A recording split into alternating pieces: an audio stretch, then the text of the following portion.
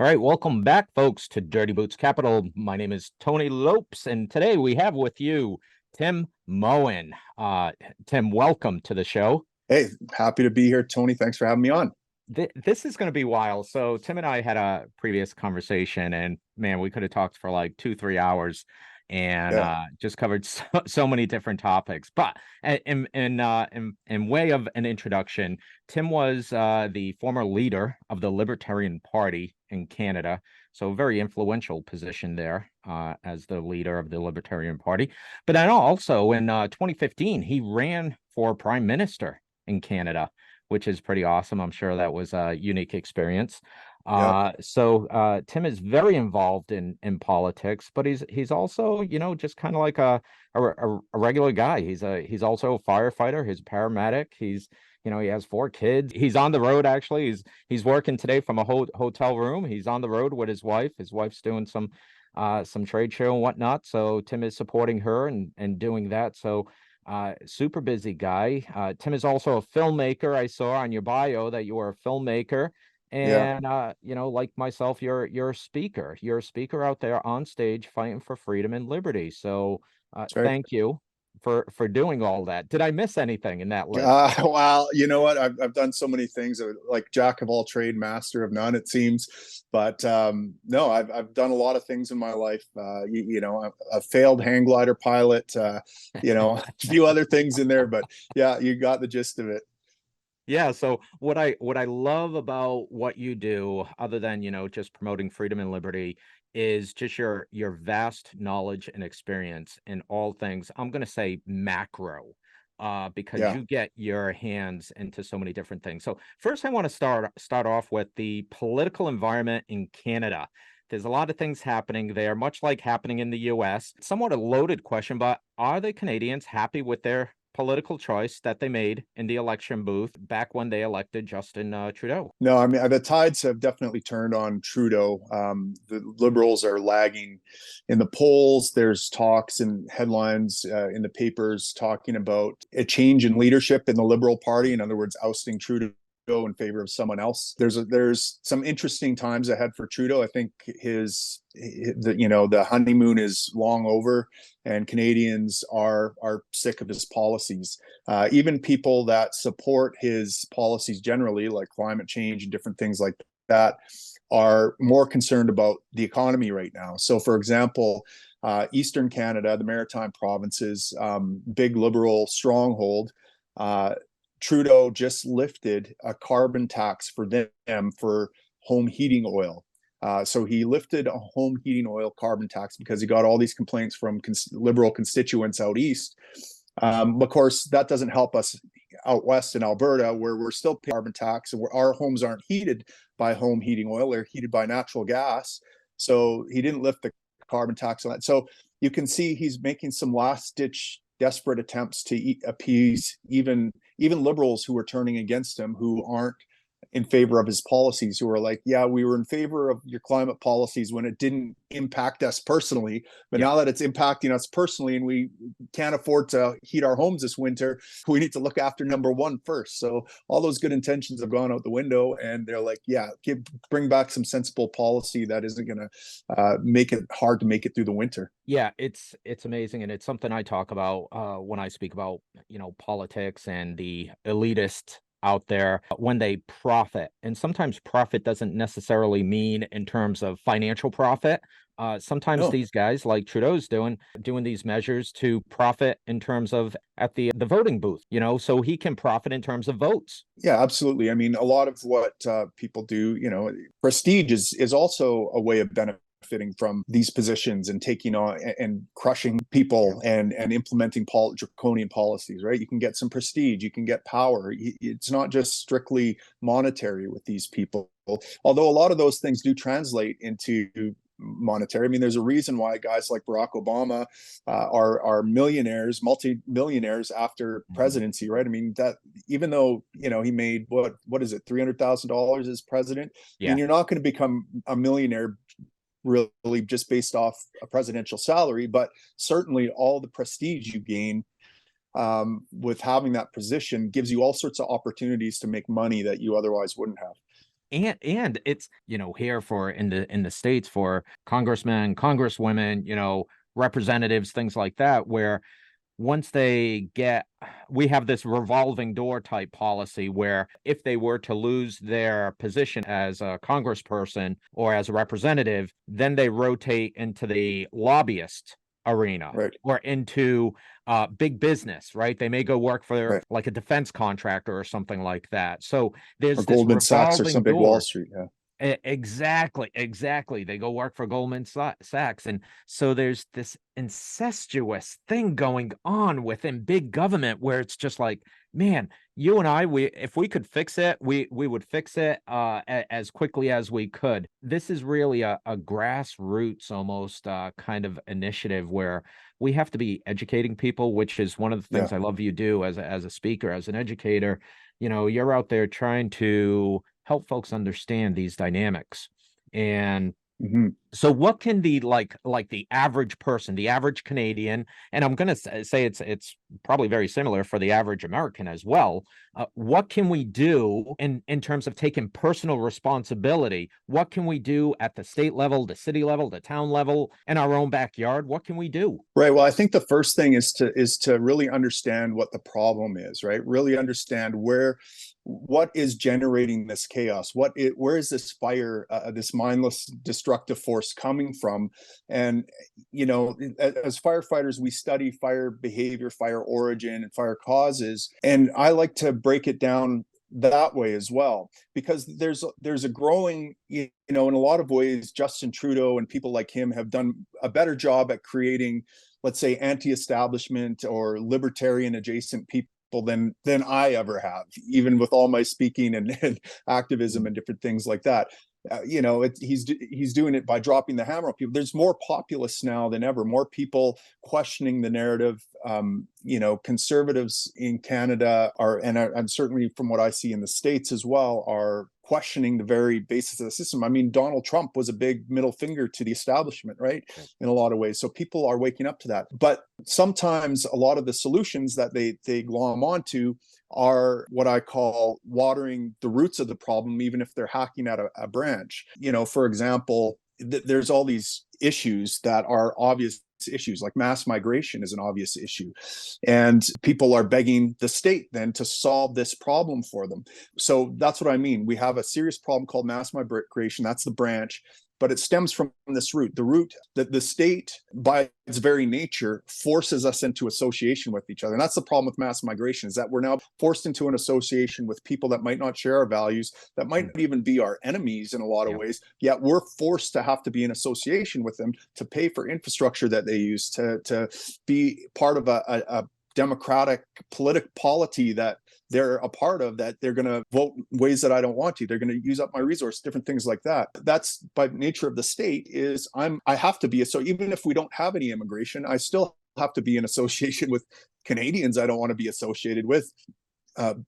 People that are being born maybe to single moms here that are going to grow up with dramatically different values than I care about. I'm going to be forced into association. So the state forces associations. It doesn't protect borders. It violates borders. The state is in my home, taking half my stuff, marching my kid off to war if there's a conscription, telling me in Canada I can't have lawn darts in my backyard or have particular light bulbs. No, you can't have that.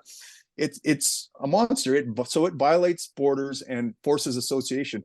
Entity is not going to be your friend. Asking it to then stop forcing association and stop is the wrong thing. That's what it does by very nature. So that's what I mean. We have to understand the very nature of the problem we're dealing with. And the very problem itself is the state. And so you can't use the state in a way that is going to then benefit you or give you freedom. The best you can do is restrain the state. But then you have to take it a step further. Okay, if the state's the problem, we keep asking the state to solve our problem. We want the state to wield power in the way a dad does if you're on the right, or we want the state to wield power in a way that a mom does if you're on the left. That's essentially what those two political paradigms are. There's some people that want mom in charge and there's some people that want dad in charge. Yep. And, you know, us libertarians are over here saying, hey, we're adults. We don't need a mommy and daddy, you know, wiping our bums anymore. We can kind of do that ourselves, people. That's right. But we have to move beyond that and understand, okay, whether your personality leans right or left, either way, you're best going to get those things served without having a violent organization doing the things for you. You can't outsource your personal responsibility and then expect things to go well. And so we have to take it down to even a deeper level of what's supporting the state then? What is it? Is it the George Soros of the world? Is it the Klaus Schwabs, these globalists? A lot of populists will say, okay, it's the globalists, Tony. They're the problem. If we just wake people up to what these globalists are doing, well, Tony, those globalists can't do anything if I don't have a Justin Trudeau or a government here with police officers and military that will enforce. Yep. So the problem here is that we have a state that is willing to use force against me. So if I deal with that problem, then Klaus Schwab's Great Reset book just becomes a book for my coffee table that is like a crazy guy that wields no influence over me. He doesn't have an army. He doesn't have a police force. My own government has that police force. That's what's going to be. So we need to address that problem.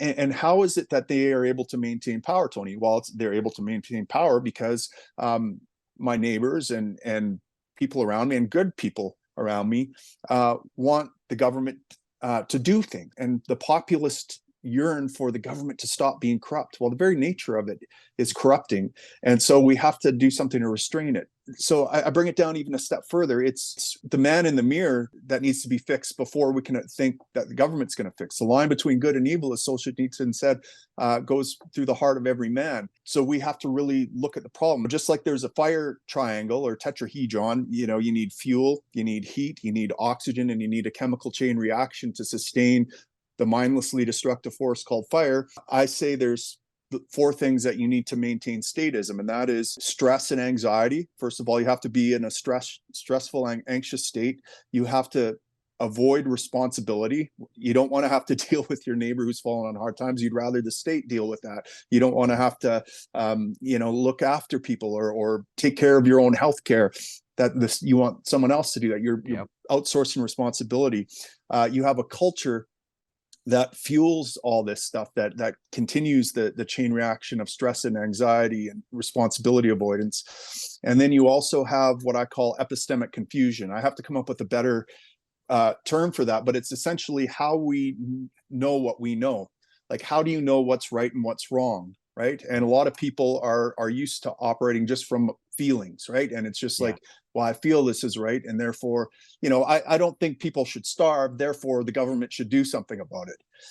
Okay, how do you know that that's the best way to solve that problem? How do you know what you know? Like, what about the logical inconsistencies there of using force, and how is it, so if we can understand how fire behaves, if we take away heat, if we take away oxygen, if we take away fuel, or if we deal with the chemical chain reaction, we deal with any four of those things, we can stop that fire. And so I think statism is the same way. If we can deal with stress and anxiety, if we notice that we're getting triggered and anxious, and I mean, government always grows when the population is fearful, right? I mean, that's when we really want a big daddy, strong daddy figure in there laying down the law and solving our problems for us. If we can deal with stress and anxiety in our life, or if we can start taking on personal responsibility for things, we start to deal with the problem. And if we can get more and more people around us to do that, well, pretty soon the demand for government decreases, and we no longer have such a large looming state leviathan over our heads. There's a ton to unpack there.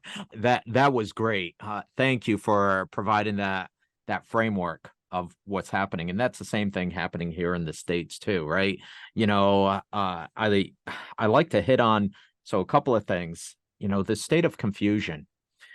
It exists in Canada, it exists here in the US, and I'm sure many other places.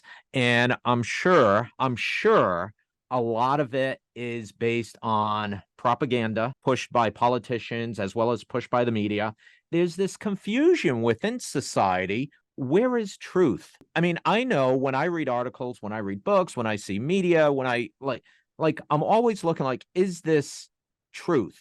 Right? Like here in the States, where all of a sudden we're starting hearing about people who are anti-Semitic. I never knew this was a problem. Is it just in the news now because for some reason they want to have this the government, the media, because they're almost one really today, are they pushing a narrative where they want us to be in this war with Israel and create something more of what is Right. to draw us into this war? Are they looking to get the American people to be more sympathetic? Now, granted, I'm sympathetic. I don't like to see bad Hmm. things happen to good people, obviously. I think there's a right way to handle certain things.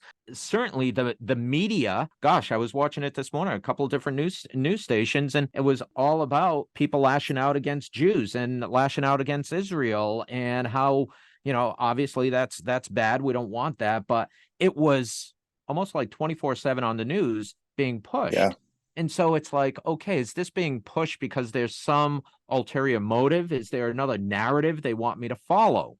So I'm confused. I'm looking at it Right. saying, where's truth in all of this? And I'm sure there's some, Yeah. but is it as big as they're leading me to believe, or are these just pockets? So that's one thing I think, as far as personal Yeah. responsibility goes, I think society needs to take it upon themselves to educate themselves, get smarter, actually like develop some critical thinking skills, which have been destroyed by our very weak education Hmm. system. We've basically diminished our ability for critical thinking over the decades, and COVID certainly didn't help the situation with our young generation. We need to help people with that. And again, that's you and I, we don't make anything from our podcasts. We come out here, No. you do yours, I do mine, because we're trying to help people. We pontificate about certain things and people can either agree or disagree. And I don't care. I'm okay with that. But one thing I do hope folks, the viewers, the listeners on your end, on my end, get from us is think. Just Yeah. slow down, stop, and think about your role in all of this, right? Because it Right. does come down to something else you had said. The people keep going back to the state, looking for the state to solve their problems. That wasn't always the case. It's up to society to solve some of our own problems. Not every Right. problem needs to go back to the state to solve. I know here in the Yeah. US, a year or so ago, we had a school shooting, and the people came out and they cried to the state and they said, oh, we need bars on the windows, we need security guards in every door, we need.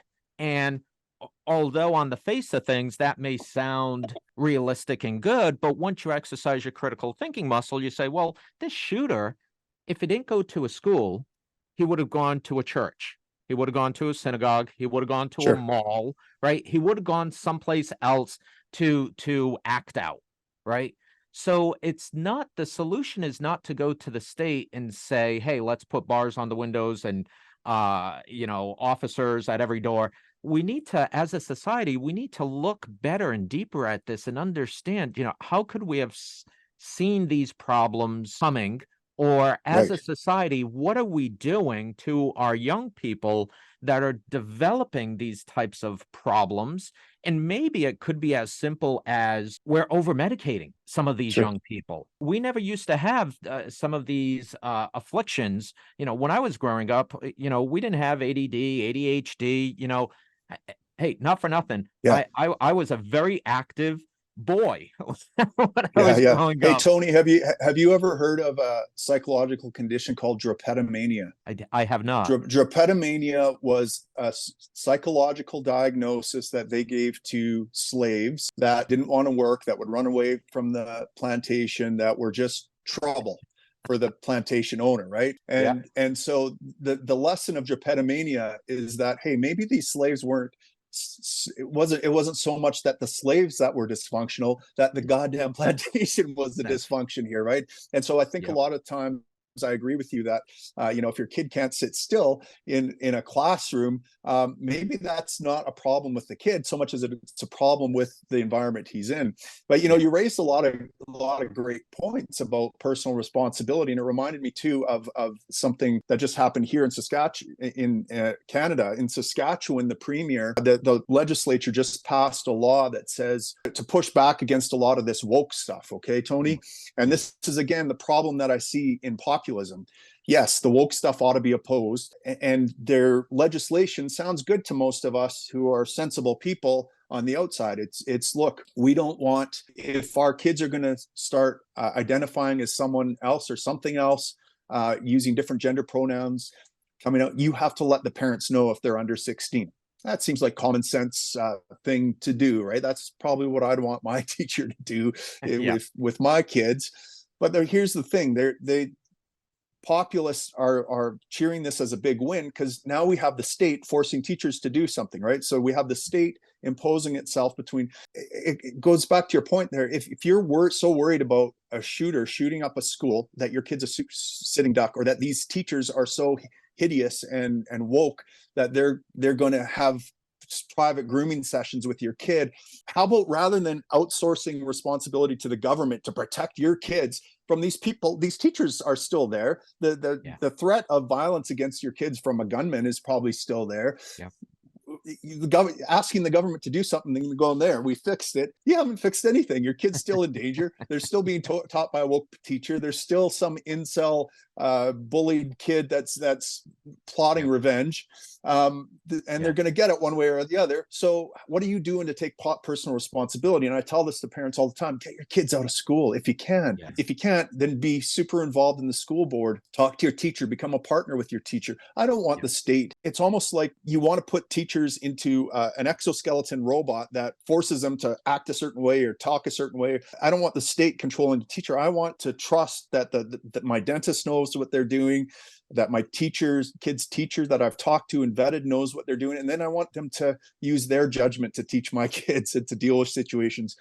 Because otherwise I wouldn't be handing them over to that teacher. I'd be teaching them myself. It's not like, I don't want the audience, the viewers, the listeners to think that, I have all the answers, because I don't. And Tim, I know you're the same way. Right. We talk a lot about these things, but on these issues, it can very much be a case-by-case scenario, right? Yes. If you're a person of a certain wealth, you may be able to take your kid out of public school and put them in a private school with values that you associate with, if you have a certain amount of wealth.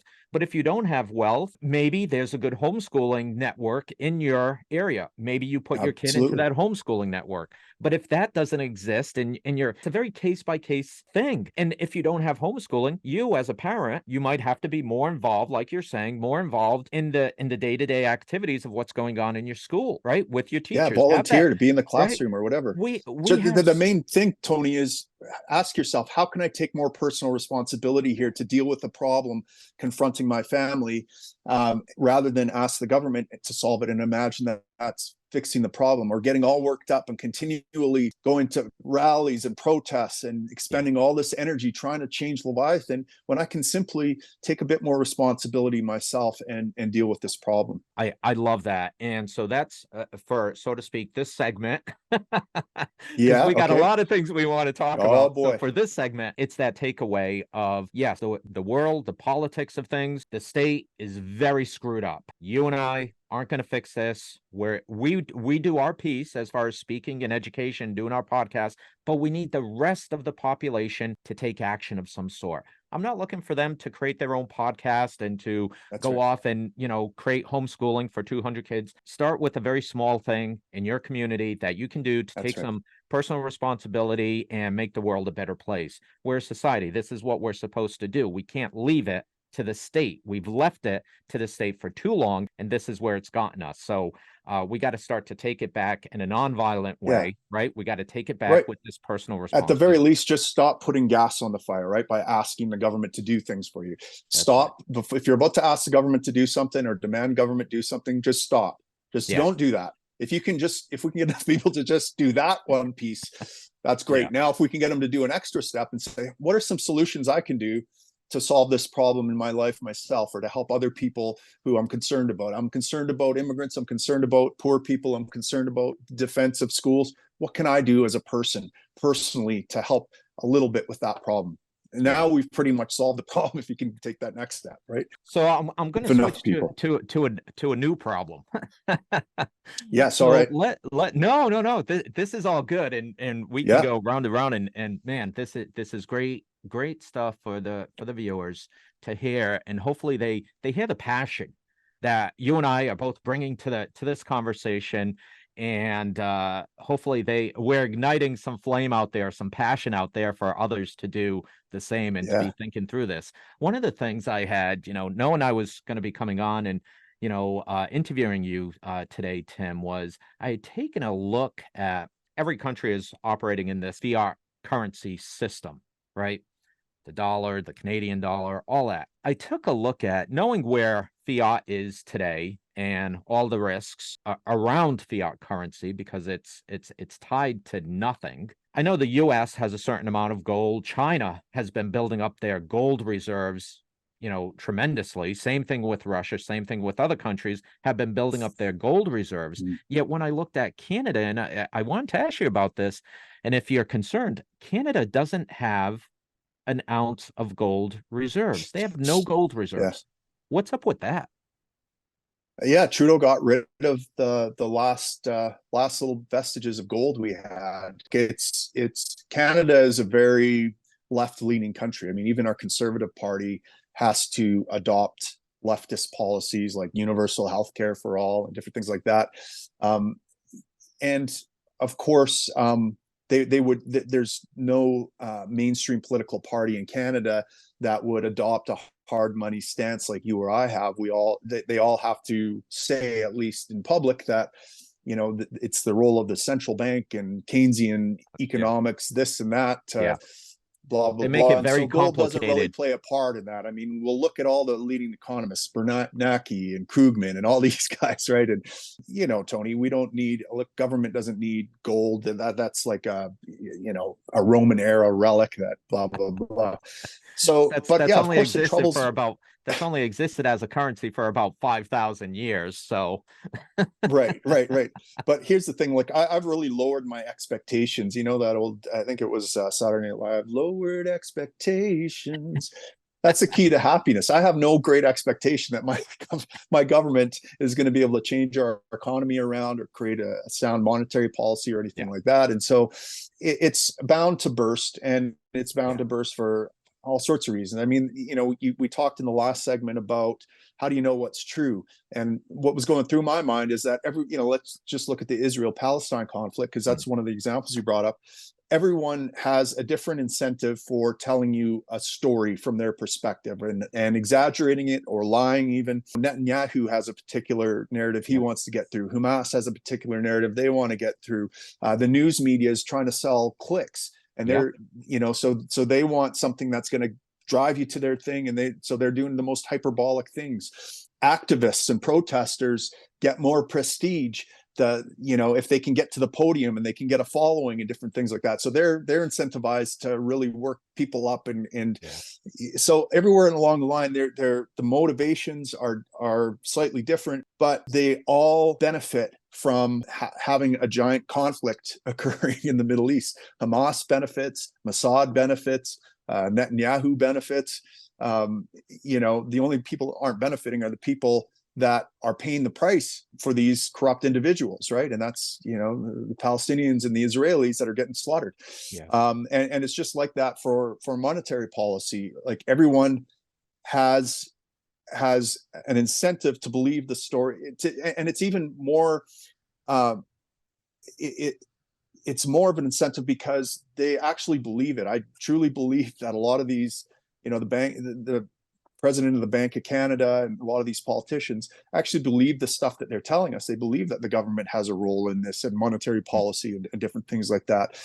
They're motivated to want to believe their stuff. They want to believe, just like the X-Files. They want to believe in their own mythology, and so I don't expect that's going to change. And so the only thing I can do again is go back to personal responsibility. What can I do about this? Knowing that this is probably not going to be sustainable, knowing that mathematically it probably has to collapse at some point. What can I do? These bankers, these Wall Street people, these Federal Reserve officials, right? They have no other option but to continue to beat the drum of fiat currency. Yeah. Because to do anything other than that basically shares that they've lost control, which they will never do. That's not the narrative they want out there. But you and I Right. are out there beating that drum of, Yeah. these guys have lost control. They have absolutely lost control. And so when I look at, Canada and I say, okay, if there is some sort of a central bank digital currency that comes Oh out, God. right? Exactly. There's a lot of nefarious things implied with that. But if it's based on a certain, say, ratio of gold, if Hmm. Canada doesn't have a gold stockpile, what does that mean for their new central bank currency, right? I mean, it's going basically it's Yeah. peeling the onion back, going back to people to say, hey, you got to take some personal responsibility here, right?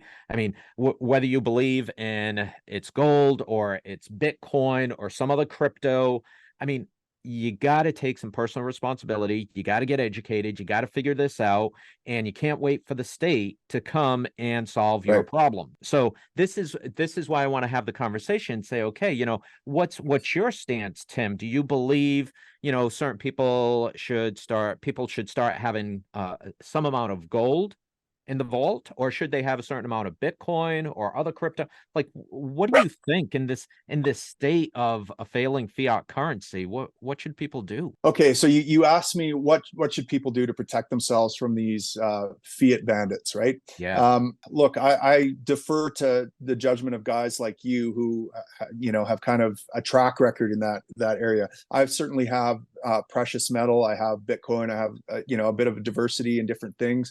I think one thing that doesn't get talked about enough a lot of times is developing your own personal currency, so to speak. And that by that I mean, how valuable are you to a community, to the rest of the world, to people? What do you have that you can trade if things go to hell in a handbasket? In Zimbabwe, when $100 trillion wouldn't get you a loaf of bread, things like bullet, rice, and gasoline were trading, but also what you were able to provide of value. Like, what kind of services could you provide? What kind of work could you do for someone? In what way could you contribute to their lives? So always working on being a valuable person to others is a good way. Even if you end up not having any gold or Bitcoin, you can usually get some if you are able to provide some value to people. Yeah, I love that because not everybody is able to go off and buy enough gold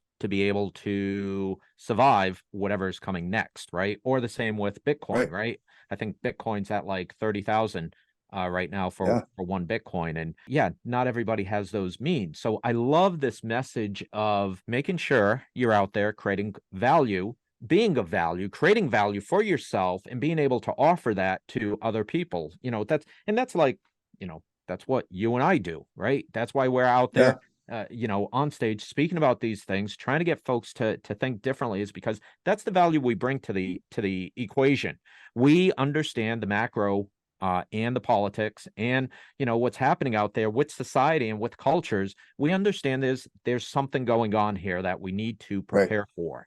And Well, so we're yeah, beating that drum. it's chaos, Tony, right? Like, what we're talking about is chaos. Like, you and I can't necessarily predict how that chaos is going to unfold.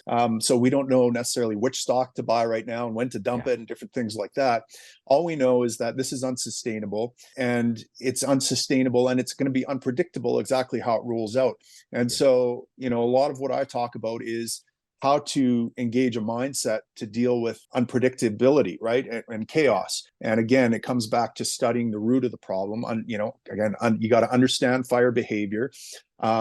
You have to act. I mean, stagnation is the same as entropy, as destruction. Not doing anything is as chaotic as doing the wrong thing. It might be even more chaotic, right? Like, time is going to destroy you if you just sit there. And so in the fire service, for example, you roll up to a scene, you see smoke billowing out. You're not 100% sure where that fire is. You're not 100% sure where victims are. You're not 100% sure exactly the right plan of action, but you know for sure that you cannot sit there and try to gather all the information. You have to act. So you have to have the courage to act on what little information you have, and then have the humility to adjust course and adjust your plan as new information comes in that shows it wasn't optimal or something like that. But what you can't do, the only thing worse than a bad decision is no decision.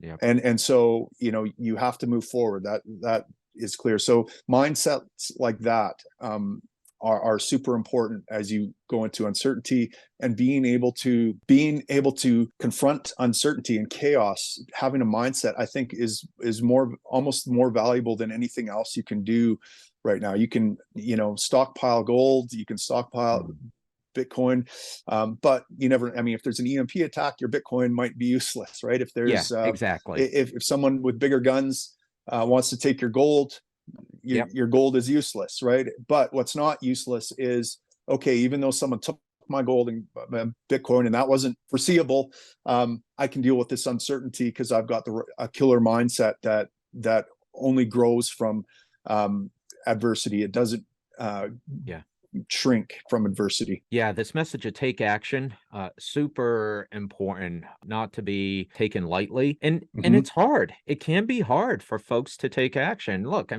right, Tim, we know people work, they have jobs, they go to work all day, then they got to come home, or, go take care of kids, take them to games, whatever it is, right?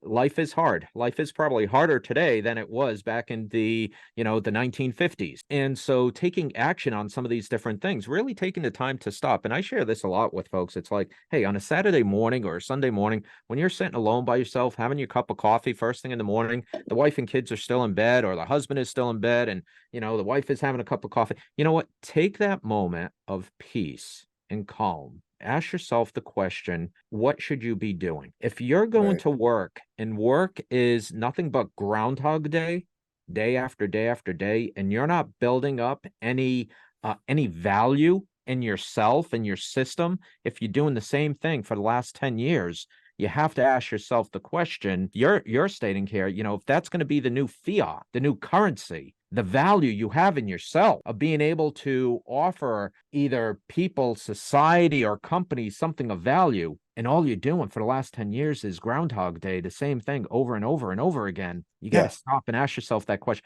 What can I do different? Take that moment of calm on a Sunday morning, a Saturday morning, having your cup of coffee, and just have that conversation with yourself. Right. And go from there and take a little bit of action. It's hard nowadays, Tony, because there's so much comfort everywhere, right? We can just Netflix and chill all day and go to our non-challenging job and coast.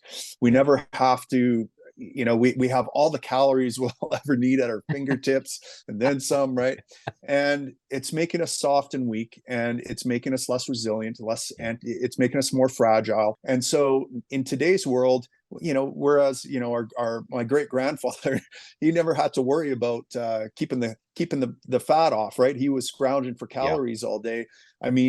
Their mindset was completely different, and they were hard men, and they built a good times, right? Which created us soft men. Yeah. But I'm not convinced that history needs to continue repeating itself, where soft men now create hard times. We can get hard, right? We could that's maybe a wrong way to say it, but we can strengthen ourselves, right? We don't have to sit around. We can improve ourselves, and we can engage in a practice, in a process, in a discipline that ensures that we are better versions of ourselves, and that we're prepared to take on whatever comes our way better, right? So so there's the message there of taking action, create some virtual fiat currency for yourself in terms of the value that you bring to the world, to society, to a business, right? Create that value, right? Don't just and it's tangible too. It's actually backed up by your competence, by what you can do in physical reality for another person to help them out, right? You can build their house, you can change your oil, you can whatever. I think there's going to be a real resurgence, and I think we're starting to already see it, of blue collar jobs, right? Being able to do things with your hands.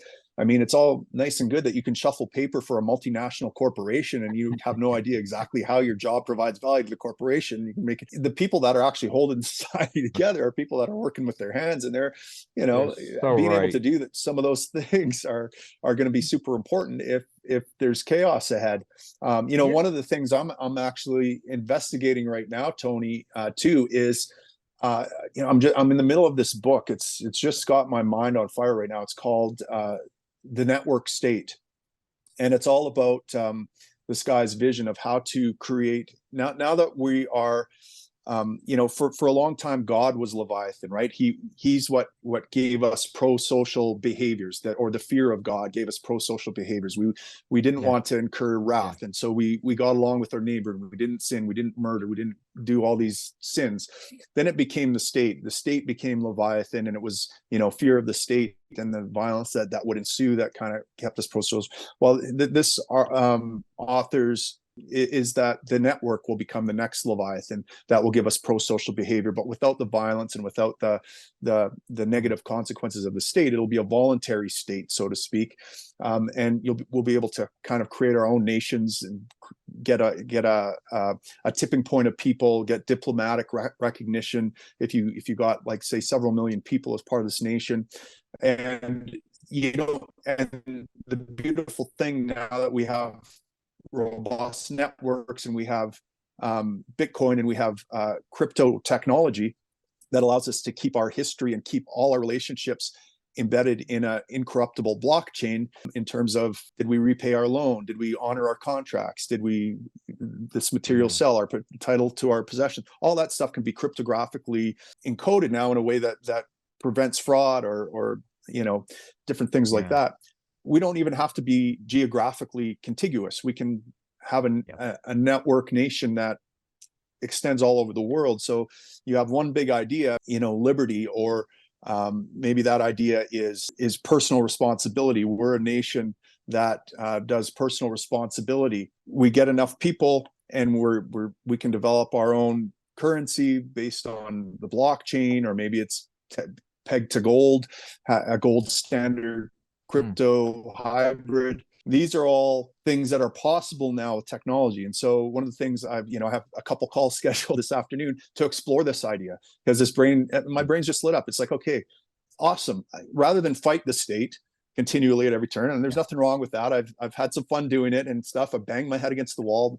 But what about if we just built solutions that basically made the state irrelevant, obsolete? What if I could get dispute resolution, geographical defense, all the things that I might want a state for, from this voluntary organization of people who are like-minded, who share my values, who have my back, and what if nations became that instead of forced association, conquer, plunder, pillage to maintain unity, go away from the non-voluntary arrangement I have now with my current state to a voluntary one. Purpose would that involuntary state hold anymore for people if we could move that way? So that's something I'm exploring right now. Yeah, that's interesting, because if that does take hold, that's obviously going to change the current state, because they're going to take notice, and they're going to say, "Hey, Right.